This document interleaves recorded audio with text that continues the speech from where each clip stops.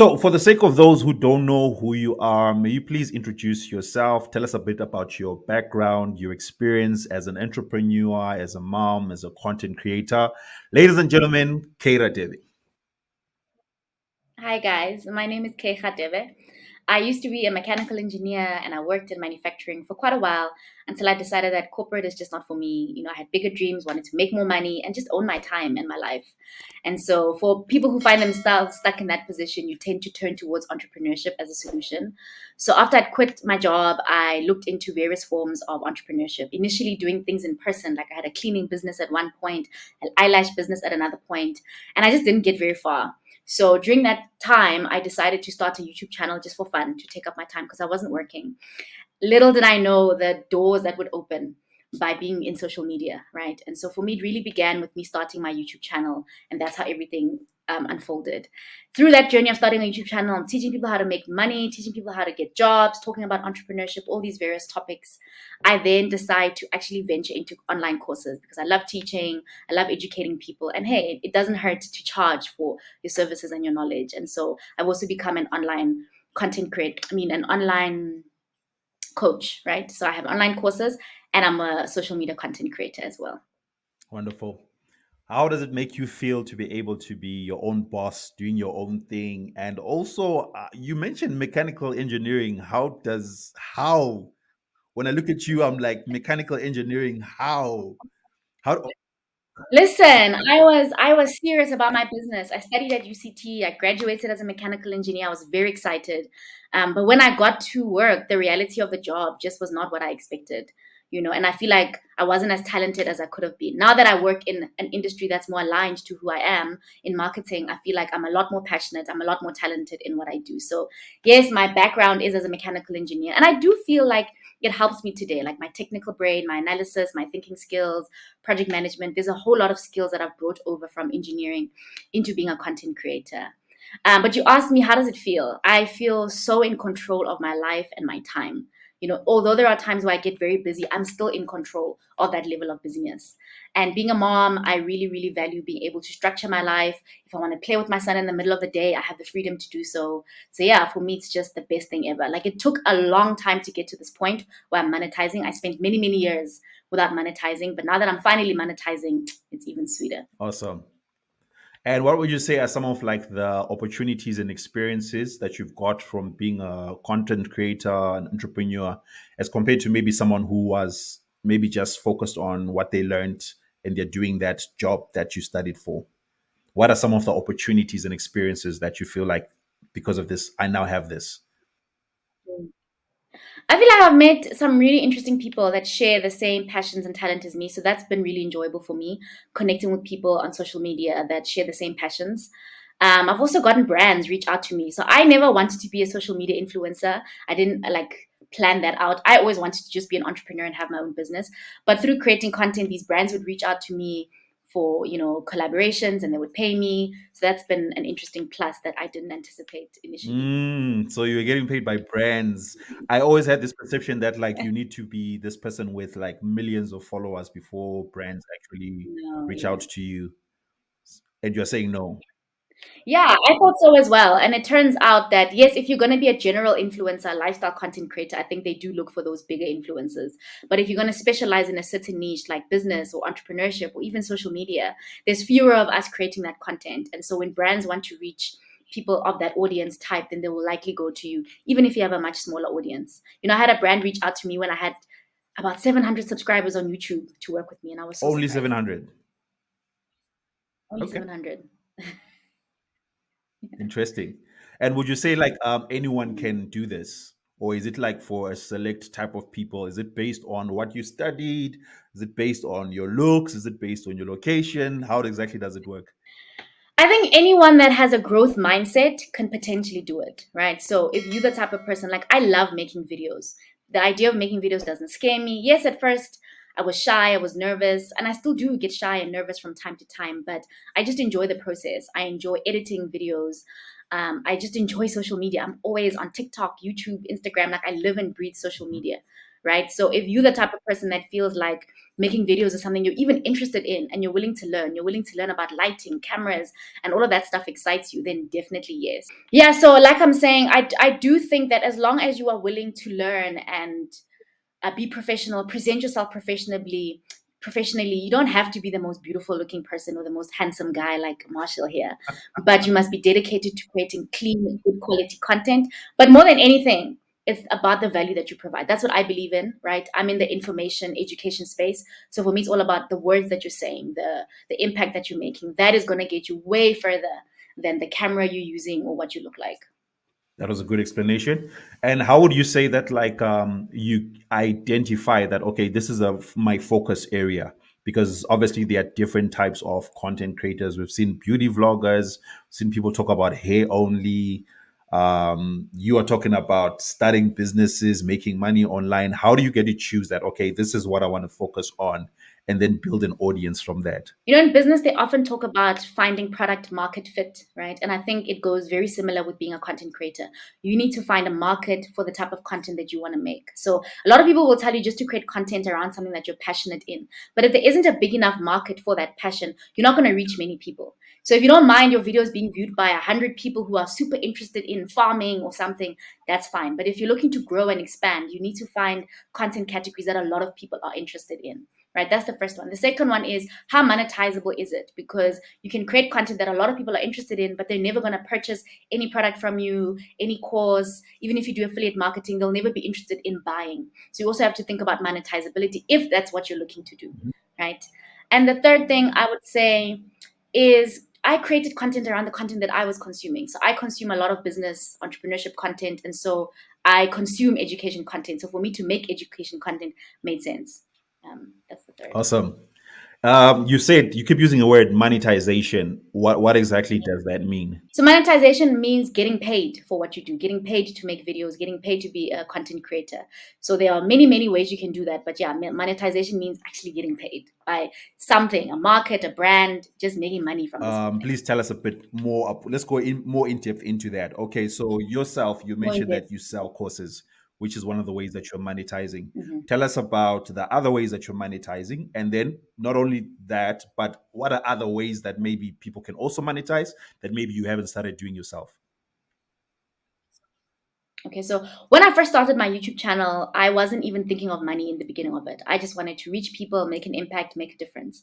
And so I'd say for the first year, I didn't even monetize. I was just creating all these videos. At one point, I was creating 3 videos per week and not seeing a cent from that, right? But that was me building an audience, building trust, building rapport. And also because it's genuinely my passion, I didn't mind not being paid for it. I understood that I was planting seeds that I will reap later on. So the first way I monetized was YouTube AdSense. So after some time, my videos reached the threshold in order to get paid by YouTube. And so YouTube now pays me a monthly amount based on the views that my videos get. So in months where my videos are getting a lot of views, I get paid more by YouTube. And then in months where I don't get that many views, I don't get paid. So you don't actually get paid on the number of subscribers, you get paid on the views that your videos get. Right. So that was the first way I monetized. The second way was brands reaching out to me to work with me. So they'd reach out to me, hey, we'd like you to do a video, a collaboration. What do you charge? We have that negotiation and that conversation, and then they pay me to promote their company. And the third way I've monetized is by selling my own digital products. So a lot of people focus too much on YouTube AdSense, which is great, but that's not in your control. You cannot control if you have a video that makes a lot of views. That's not in your control, right? The way working with brands, that's also not in your control because you have to wait for them to Yeah. reach out to you or you reach out to them, and it's up to them and their budget. So that's not in your control. But when you have digital products, that is in your control. You can decide how much you want to charge, what you want to sell, and so that is the way I believe I've made the most money, and I enjoy that aspect of it the most. So yeah, I monetize in the third way by selling online Okay. courses. And then are there other ways that you have seen maybe other creators also monetizing that maybe you eventually want to get into? There's affiliate marketing as well, which I haven't ventured into too broadly. I've seen people do that. For me, I feel that I have to have a large enough audience to do affiliate marketing. But the other reason I haven't ventured into that is because I wanted my audience to be focused on the one product I was selling, especially because it's my first year of selling something. So I don't want my audience to be too confused with me promoting too many things. You can do email marketing where you sell things through email, products, one-on-one consultations is another one, right? So you can directly sell your time. Someone books one-on-one consultation with you, they Yeah. pay you for that. What else? Nothing else is coming top of mind, but those are the ones that are off the top of my Okay. head. Would you do you have any particular strategies that you are using personally to make yourself stand out? Because there are many other content creators, maybe some even people who share the same type of content as you, but you're using these strategies to just differentiate yourself. I wouldn't even say it's a strategy, but it's what I do, right? The fact that I'm walking walking Walking the the walk, talk. What is walking the that talk. called, Marshall? I don't know, but I actually do the thing. So if I have a course around how to be a social media manager, it's because I'm one. It's because I worked with clients and I share that experience. So I think there's a lot of people in the space who teach about things that they don't actually That's do true. themselves and they don't share working with clients. How is the journey? So I think one thing that makes people trust me more and buy from me is the fact that I share those things. I share my story, I share my background, and people relate to me. A lot of people who are frustrated in corporate, just like I was, they relate to that. And so I think, yeah, one strategy is just being a real, authentic person who teaches on things that I actually know and have firsthand experience on. Nice. Nice. And then like I'm seeing you more active on TikTok these days. How do you get to choose like, okay, Yeah. this is the platform that I want to focus on the most? Because I think I first found you on YouTube, but now you're more focused Yeah. on. Yeah, yeah. No, it's been an interesting journey. Most people who are big on TikTok actually started like in 2020. I didn't even have TikTok. I started on YouTube. YouTube used to be my favorite platform. All my favorite content creators are YouTubers. Like YouTube was my love. And so that's where my journey began. And then, it takes a lot of effort to create a YouTube video, right? You have to think of the title, the thumbnail, the click through rate. And so I kind of fell off. And while I was falling off, I just decided to have a TikTok account. I'm like, I'm already familiar with how to make videos. And so I whip up my camera. A TikTok takes me 2 minutes to make. I'm like, yo, okay, this is easy. And because of that level of ease with TikTok, I just started to create more and more and more content on TikTok. Initially, when I created my page, I didn't even have any goals, but it has really rewarded me with views, with followers, with money. And so these days, I find myself spending a lot more time on TikTok just because of how easy it is for me to Yeah. create content on there. Okay. And have you faced any challenges in your journey evolving from YouTube to TikTok and entrepreneur? Are there any particular challenges that you'd say that I went through this? And then also tell us how you what you did to go through it. Yeah, there are many challenges. I think one, I used to get confused a lot of what content do I create? What do people want from me? And as you can see on my YouTube channel, I've tried various different topics. So for me, always trying to find out what is it that people are interested in has been a big challenge.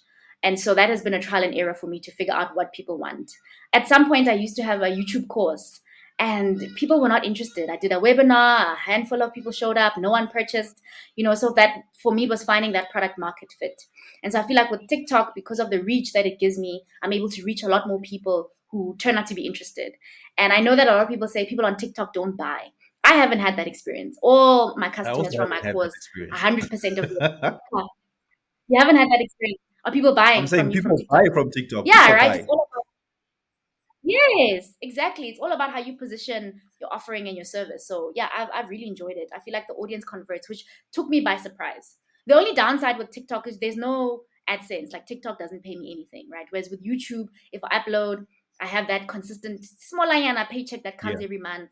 And I do feel that as a YouTuber, you have a bigger brand in the sense that, like, because of the level of effort required to create YouTube videos, you're more likely to stand out. Anyone can create a TikTok page. There's thousands of TikTokers, and often you find that you won't even remember the name of a TikToker. But if you've watched someone's On 20-minute video, you probably are going to remember their name, especially if you watch one, two, three.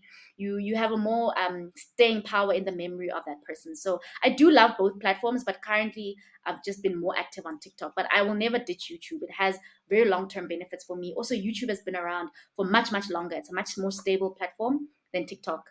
And so I will never leave YouTube. It's opened the doors for me. But yeah, I'm a bit on both at this time. Okay. And I think I first discovered you when you had like 1.5 or 2,000 subscribers on YouTube. And I remember the Wow. first video that I don't remember what you were talking about.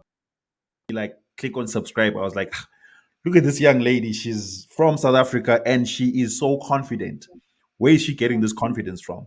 Hmm. So please tell us, like, for someone who Hmm. maybe wants to start doing TikTok and YouTube like you, but then they are Hmm. camera shy, they don't know how to be on camera.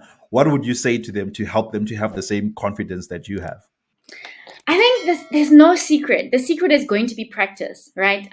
One thing I've never talked about is how years before I had a YouTube channel, I recorded some videos that I never uploaded. I put makeup, I got Wow. dressed, I made these videos. I look at them like, I can't do this.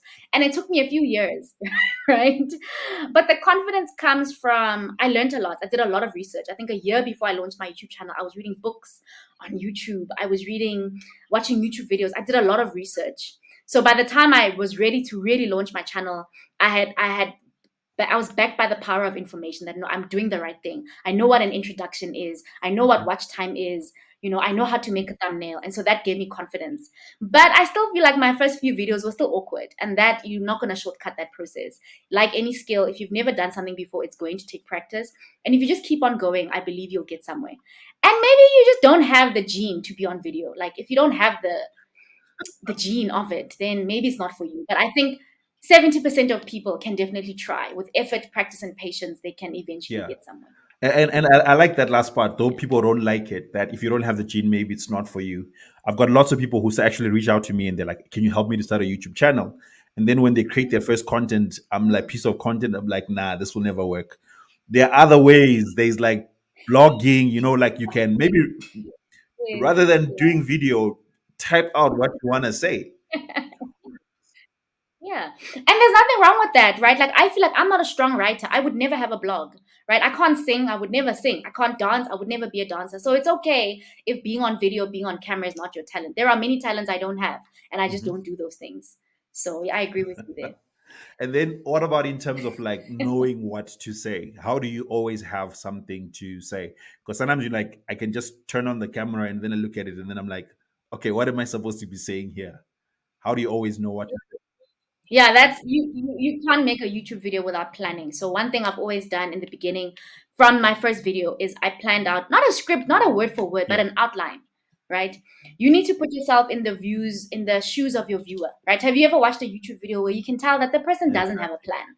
Like they're just talking, they don't have a plan and they going off on different tangents. So I'm guilty of that. I can tend to go sideways. So what helps me stick to the point is make a video, right? Okay, I want to cover these 3 to 5 things and try to keep it short and sweet. I think a big mistake beginners make is they make their videos too long. Keep it short and sweet, get straight to the point. If you watch a lot of beginner YouTubes, you'll find comments of saying, Yeah. get to the point, don't waste time, So yeah, I'd say always have some sort of outline, have a plan, know what you're going to say. You can even practice it before you switch on your camera and then film in chunks. Don't just film the video end to end. Film the introduction as a chunk.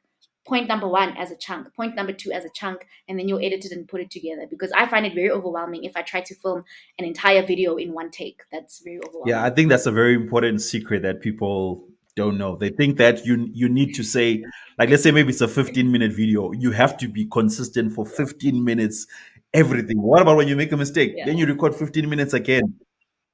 That's the thing, right? So people think that I got comments on my videos. Oh, you're so articulate. You're so eloquent. I'm like, you should see the behind the scenes. I'm mumbling over my words. There's things I cut out. Obviously, when you watch an edited video, it seems like this person is a great. I'm not even a good public speaker because I make mistakes when I talk. I fumble on my words. But the power of YouTube is you can edit those things out. So, yeah. True, true.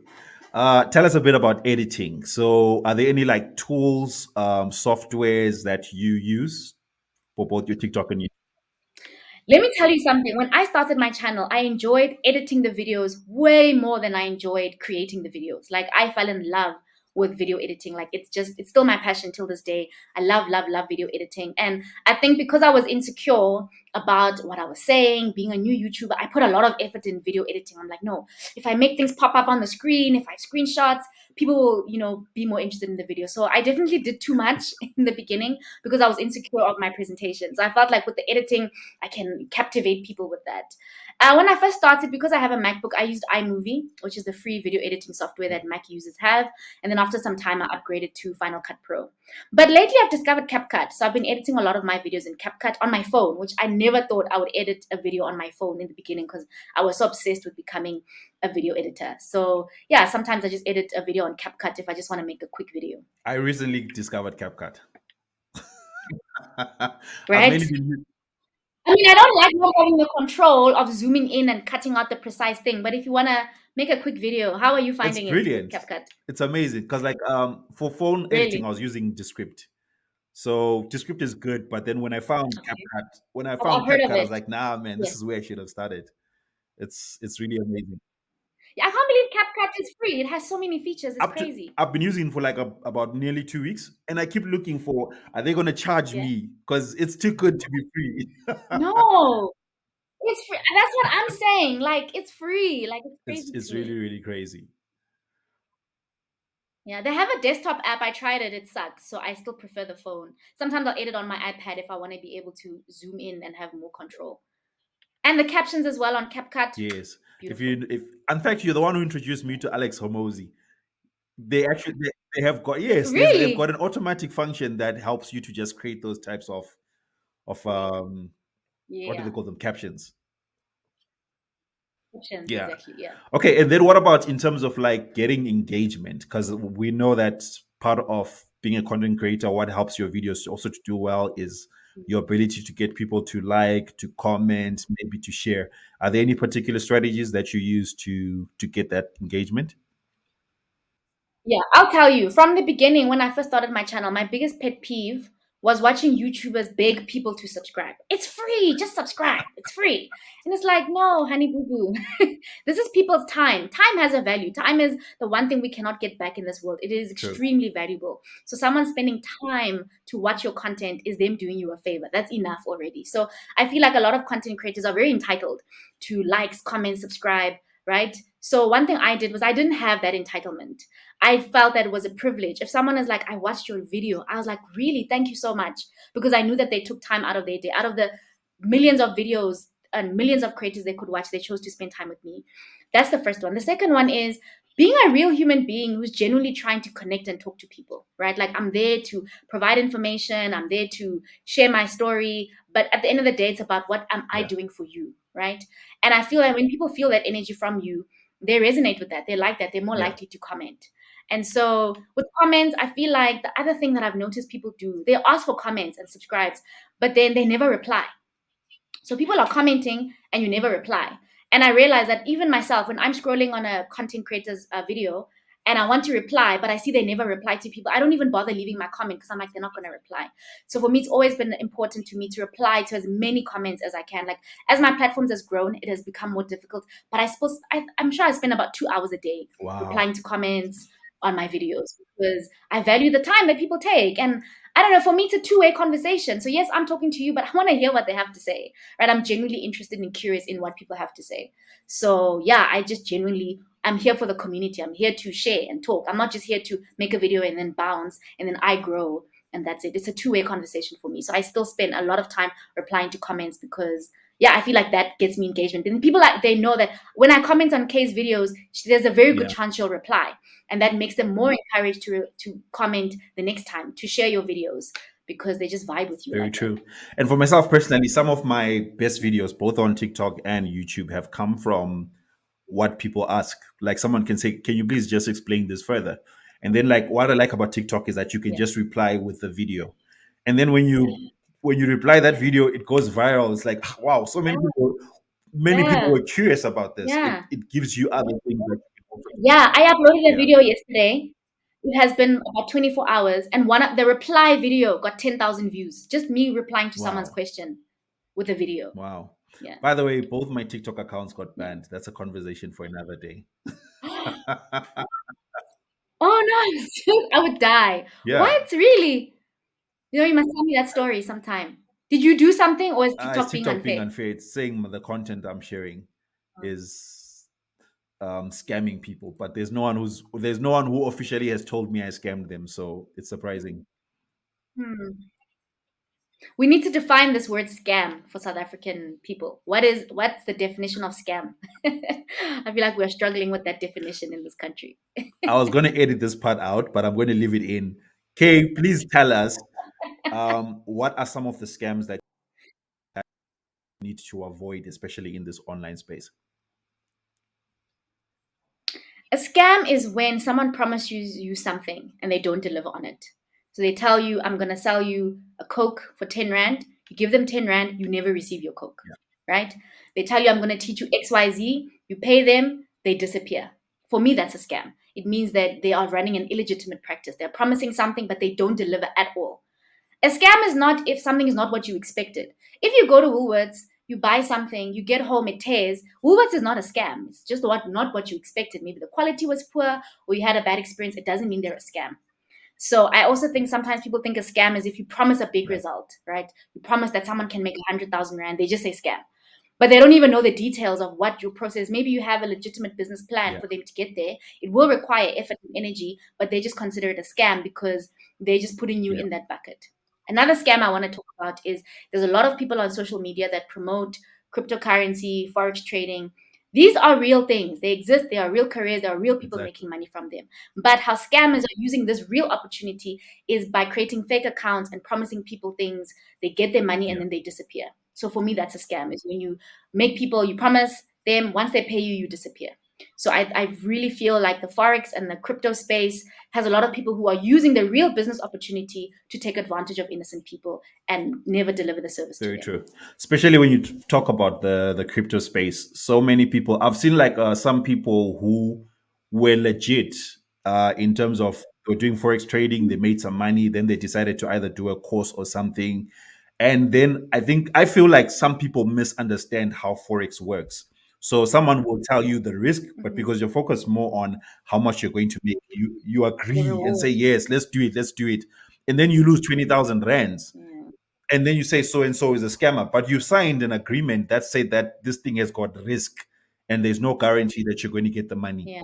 But also I think maybe Yeah. For me, as long as that person, if they promised you a crypto course and they yeah, gave you 10, 20, 30 videos training on crypto, that's not a scam. You're just dissatisfied with the level of service you received. Just like if you go to McDonald's and your burger sucks that day, McDonald's is not a scam. You are dissatisfied. So there's a big difference between those two. very true. Very true. And then back to content creation, like for someone who is a beginner, what are some of the things that they need to use to measure progress? Because I found myself in my early stages whereby I would look at these big, amazing YouTubers and they're getting like 10,000 views in the first hour. And then I'd post my video and like only my mom, myself with my three different Gmail accounts watched the video and maybe my three other friends. So, what are some of the metrics or things that someone Yeah. should measure when they are in the early stages of starting out? One of my beliefs is if you want to get good at something, my approach is to become excellent at it, right? So when I first started, I wanted to be a great video editor. So I was obsessed with constantly learning and improving my video editing. So I told you I started with iMovie, I then went up a step. I had to learn Final Cut Pro. I'm constantly learning video editing techniques.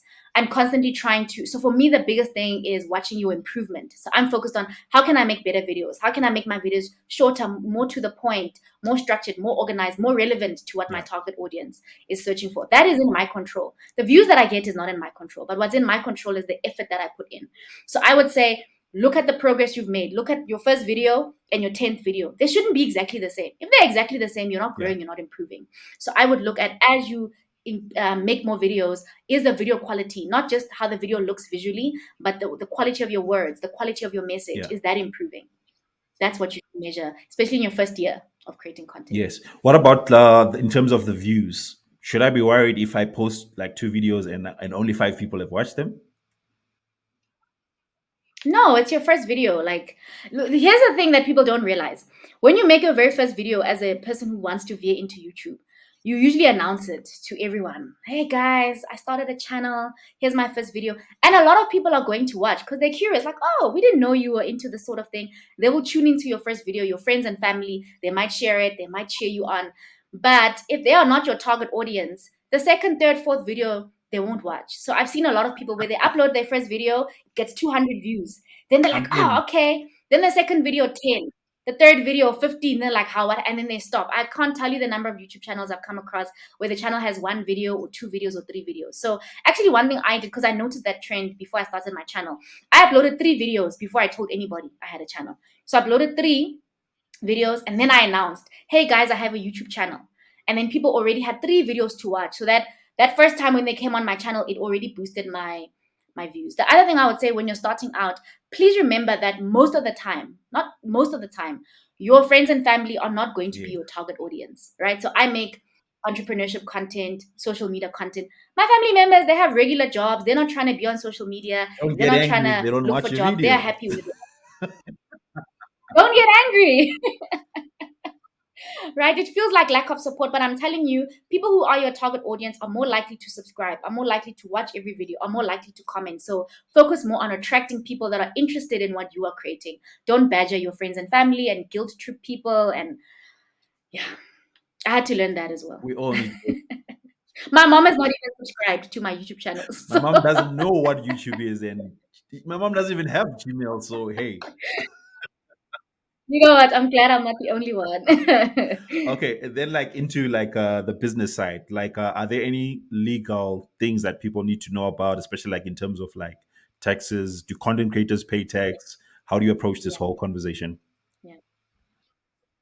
Yeah, so as someone who earns money, as a human being in this world, you're going to have to pay tax at some point for the money that you make. And so I would highly advise, especially once you start making significant amounts of money, to get yourself educated on tax, right? So you can either hire someone to help you, or you can read as many free articles that you try to find. But I think it's easier if you get a tax practitioner to explain it to you.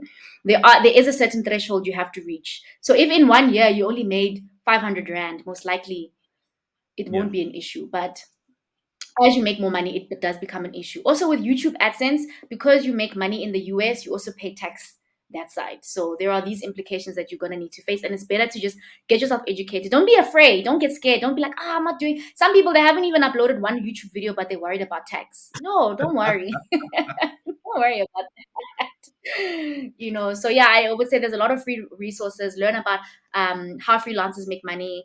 I think, what is it called? Marshall, I'm trying to remember the category. It always slips my mind. Um, it's fine. But yeah, they must just do your own research on tax. And there are tax implications, especially if you start making significant amounts of money. You will need to declare to SARS. They already know what's going on in your bank account, so you might as well just declare it anyway. true. Thanks for sharing that. Okay, then I'm just going to ask you a couple of quick fire questions so that we can just get to know Kay, aside from Kay being the entrepreneur. So, Okay, cool. very quick, fast, short answers. Okay, cool. I'll try. I talk a lot. I'm a YouTuber. Okay, first question: one movie that every entrepreneur should watch. Not a movie, but a series. Shark Tank. Watch Shark Tank. Shark Tank. Awesome. Book every entrepreneur should read. $100 million offers by Alex Hormozy. I agree. You're the one who told me to. You're the one who introduced me to Alex Hormozy, and then you told me to read his book. You owe me a lot of money now, Marshall. I'm gonna send you an invoice. We'll talk about that.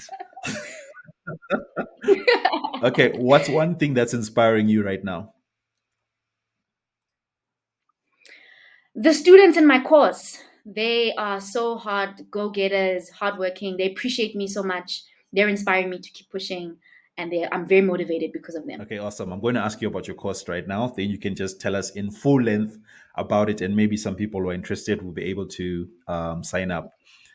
Who are the three most influential people in your life, or should I say, the three people who have influenced your journey the most? Hmm. It's tough for me because I feel like I learn more from people on the online space because they are doing what I want to do rather than my friends, family. They live like normal 9 to 5 lives, which is not the life I want to live. So I take advice and inspiration from people outside of me. Serge Gattari, Vanessa Lau, Alex Hormozy. I also recently discovered Surge recently, That guy will give you a very serious problem because now you have to change your mindset about everything. I actually and low he's key so hate young, it, hey. but he's really, really changed. He's so young. He's the one who actually introduced me to Alex Hormozy. You see how this thing is like a chain. And it's interesting how, like, eventually you find that you are listening to the same people in the online space. Yeah, yeah. And they all talk. Well, Serge will talk about the others. It's actually a very small space, even internationally. Very, Very very true. small space. Very true. Let's say Kay was interviewing Kay. What's one question that Marshall didn't ask you today that you definitely would have asked Kay that you know would bring more value to people? To Yes. ask myself, On this interview. Why do you do this? Why do you do this? Why do you have the effort of creating videos, coaching people? Like, why? Why not just be a regular person? And my answer to that is I love helping people. Like, I know we say that all the time, but it is genuinely me, right? That's why I was able to create content for 2, 3 years without monetizing, without getting paid, just relying on YouTube AdSense here and there. But for me, I just feel that that is genuinely my passion. And if you are that kind of person who wants to make an impact in this world, you want to reach and help a lot of people, social media is a place for you to be, because you're going to find a lot of people who are interested in your story, interested in your journey. Don't feel like you are too small or too unaccomplished. I used to feel like that. I'm like, I'm not some billionaire. My life isn't, but people resonate with my story because it's my Yeah. genuine story. So, yeah, I'd say if you feel like you want to make a bigger impact in this world, social media is the place to be. Because you will definitely touch some lives here and there. I used to say to myself when I started my channel, even if us one person, if this just helps one person, that's enough. I drilled that down for the first year or two. I was like, I just need to help one person, and that's enough for me. And that's what keeps me going, is that impact. So yeah, that's why I do this. The money doesn't hurt, but I feel like they like one and two. They compete. I'm not driven by money. I've seen a lot of content creators that are driven by money, Lamborghinis. and when the money's not there, they stop. People are driven by Lamborghinis and Bugattis. Yeah. So if they see that, oh, they're not getting YouTube AdSense, people are not buying, Exactly. they quit because you don't have that driving force. So my driving force is impact. As long as there's impact, I won't quit. The day people are like, shut up, Kay, we don't want to hear from you, that's the day I'll quit. But up until then, I'm still gonna I keep remember going. this quote by Alex Hormozy. He says that the future belongs to the ones who are able to do the same thing over and over for 1 year without seeing the Yeah. payoff. It belongs to them because Yeah. something we talk about people who are overnight successes. You don't know that this guy has been doing the same Mm, thing for maybe 10 years yeah. and no one knew him. You weren't seeing the results, but because of that compounding effect, now he's the man who is always, or the woman who is always in the news. They are everywhere. They just exploded because they started off by saying that, what, I want to help that one person. I'm going to just keep doing this thing because I love doing Yeah. this thing. Yeah. I think even the 1 year might be, for me, that wasn't even my story. It didn't take me a year. It took me 3 years to launch a business, right? But for 3 solid years, I'm reading about business, I'm reading about business plans, strategy, 3 whole years, and I didn't make a sale Yeah. for 3 years, right? But that's because of course I didn't put something out there. I was too scared. I was too scared. And I took actually your course, and it opened up my mind, and it shattered a lot of my limiting beliefs of just go for it. Just charge people, put it out there. You already know enough. You can't become an expert. There comes a point where you must just go out into the market. So I'll say for me, it took much longer. I wasn't a 1 year success story. I'm probably going to be a 5 to 10 year success story, and I'm okay. I'm okay waiting 5 to 10 years to get to where I want to be. So yeah, be in it for the long haul, because those 1 year, 1 month, one night success stories are the exception to the rule. Most of us, even myself, I was not that case. It's taking me a while to True. get there. Very true for all of us. Yeah. And then when you're not hustling or doing business, what do you like to do for fun? Hang out with my family. I have a little baby. I'm engaged. So just chilling with my people, playing with a toddler. Yeah, that's all. Being with my friends as well. Hang out with my friends. But yeah, nothing. It's just for me downtime, relaxing. People say, what are your hobbies? My hobby is content creation, is making videos. So those two just go together. And then when I'm tired and I need to unwind, I hang out with my kid. And yeah, it just makes me so fulfilled. And it also reminds me that none of this really matters. All of this business, all of this money, what matters is the relationships we keep in our lives. And so I treasure those dearly. Wow.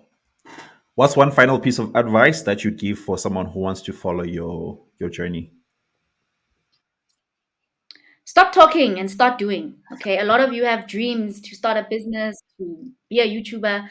I always say if someone really wants to do something, they will do it. So if you are still here asking 1,000 questions, doing research, maybe next year having 1,000 excuses, maybe you don't really want to do it. Because if you really wanted to do it, you would do it. So be honest with yourself. Like, do you really want this? Or you just enjoy thinking about it? And that's also fine. But if you really, really, this is something you want to start, create something. And as you create research. You can't just stay in the research lab for 5 years researching and asking questions. Okay. And I found that once I started my journey, it becomes easier to ask people questions as you've already started. And also, people like myself are more likely to help you if I see that you're trying. If you have no YouTube channel and you ask me how to grow, I'll be like, post 10 videos first, then we'll talk. Nice, some hard truths there. And then please tell us Totally. Please tell us No. about your program, what you currently have. So I'm trying to start this movement of teaching South Africans to stop thinking of getting a job, right? If you've been applying for many years and you're not getting anywhere, you're clearly not getting anywhere. So a new business model, it's not even a new business model. This model has existed for decades of being a freelancer. But now with the opportunity of the online working world, we have this opportunity to learn skills and offer them to international clients who I believe have more money to pay us a living wage rather than South Africa. So it's really centered around learning digital skills. Currently, my focus though is on social media management because that is what I do. I've had clients, I have the most experience in that. So, if learning how to become a social media manager is something that you're interested in, then you can check out my course because it's going to be teaching you from scratch how to become a social media manager and then also how to get clients with that as well, international clients more specifically. Awesome, awesome. I'm going to put some links here, but please tell us where can we find out more about this course, and also for the people who want to follow Kay, where can we find you?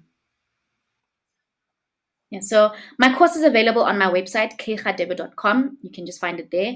And then, yeah, my name is Kgadebe on most platforms. I'm on TikTok, is my biggest, I'm the most active on TikTok. So my most relevant information will be on TikTok, Kgadebe, YouTube as well. And I have a small Anyana Instagram page if you want to DM me or ask me any questions. But I advise you first check out my content. Don't say, oh, I found you on Marshall's interview. Tell me more about yourself. No, consume the content and then come ask me a specific question and I'll be more happy to answer you. Thank you for saying that. Personally, I find it a lot of people doing exactly that. People just see maybe one video, they don't watch up to the end. And then they ask you to tell them about yourself when you have a Yes, I'm hundred like, but did videos. you watch the whole video? It would tell you what you're asking me. But yeah, that's people just being.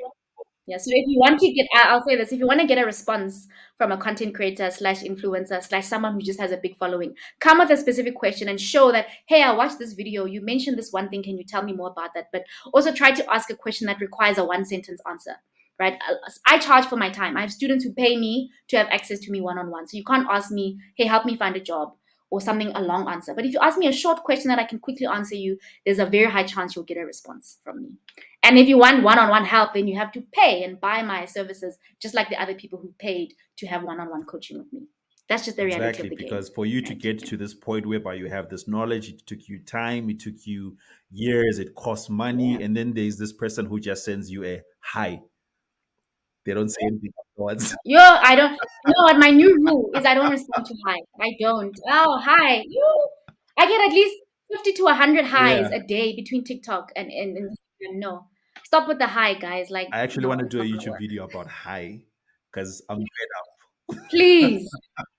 But I feel like it's still not gonna reach the high people. There's a certain group of high people, and I feel like even if they saw all the videos, they'll still say hi. Worst TikTok has the wave. You can just send a The wave. way Woo, I'm thinking death of by the maybe wave. like putting something and saying how to make 50,000 rands in 1 hour. And then when the video starts, you start talking about hi.